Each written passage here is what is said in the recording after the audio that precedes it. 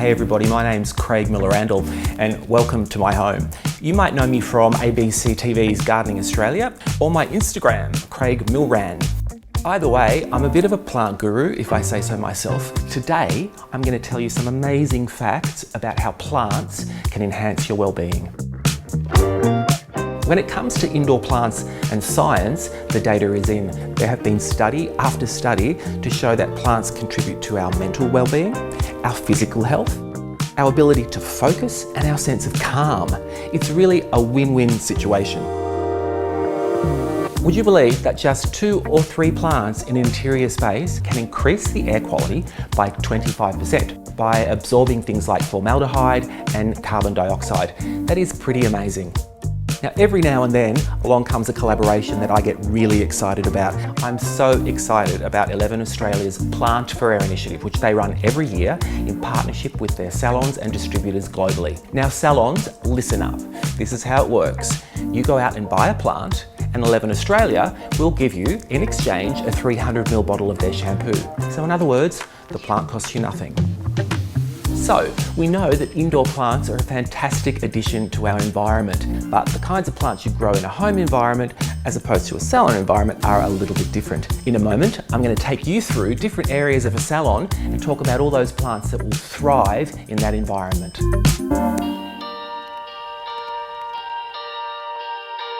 Hairdressing salons are a fantastic place to fill with living greenery. For a lot of us, they're a retreat and a place to escape, and nothing says that more than beautiful, healthy living plants. I'm here in sunny Brisbane, Australia, outside of the stunning Edwards & Co salon, and in a moment I'm going to walk you through individual areas and give you my tips on the best plants to grow in a salon environment. So follow me.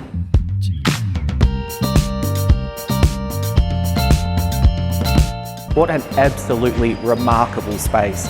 Look, there's not much more to say really other than I think I'll put my kitchen there and my bed there. Or maybe my bed there, I don't know. It's too cool. One of the first things your client sees when they walk through the door of your salon is probably the reception desk. And that really sets the mood for the rest of the salon. So if you're going to have plants there, it's important to have one here. Now, you don't have to have a huge plant like this Monstera deliciosa or fruit salad plant. It can be something of a medium-sized one, and I've chosen Philodendron Golden Dragon because it gives this beautiful, lush, tropical vibe. But more importantly for salons, it's very easy to look after. It'll tolerate low light, and it will tolerate brighter light if your reception desk is closer to a brighter window. By the way, we haven't spent more than $25 per plant today, so no need to worry about breaking the budget. So here we are at the stylist stations. Now there's a lot of action going on here. Did you know studies have shown that just one plant on a desk or on a surface like this can increase people's focus and calm. So I think it's really important that we have plants here. I've chosen this little heart fern because it's pretty hardy. It'll take low light, doesn't worry about a bit of hot air from a dryer, and also if it gets hair on it, you're just going to brush that off and it'll be fine. I think it's beautiful, it sits well here, and most importantly, it's not going to get in the way. At 11 Australia, we're really mindful that you've got better things to do than tend a whole lot of finicky plants in your salon. So everything I've chosen today are easy care plants. They're resistant to low light. They're also resistant to low watering, which means you can forget it for a couple of weeks, give it a good drink, and it's going to perk up and look fabulous. So now we're in the basin area, which is traditionally a place that gets exposed to a lot of water.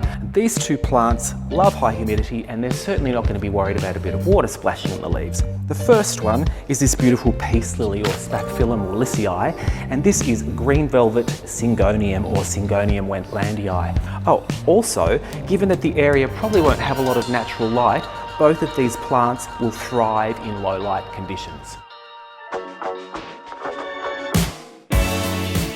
You might have noticed for 11 Australia and myself, it's all in the details. And that's why it's really important not to forget the restroom. They are a place, after all, where your clients want to feel refreshed.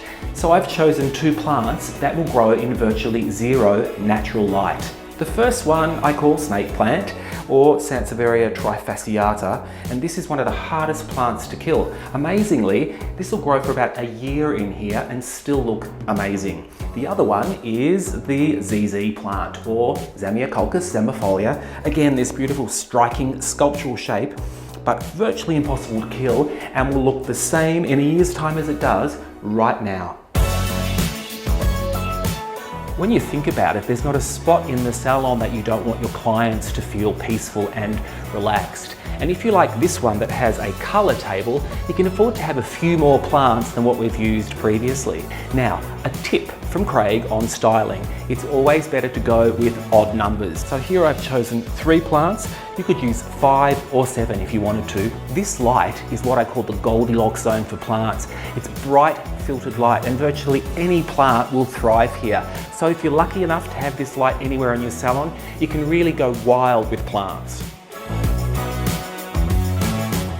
So, my top 3 tips for plants in hairdressing salons. Number 1 is choose easy care plants. If you're not sure what they are, ask the person at your local nursery or hardware store and they'll be able to point you in the right direction.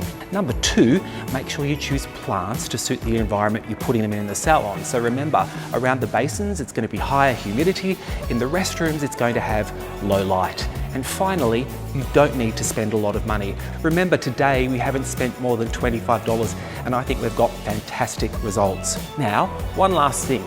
You've got no excuse. Go out and buy a plant and participate in 11 Australia's Plant for Air Month.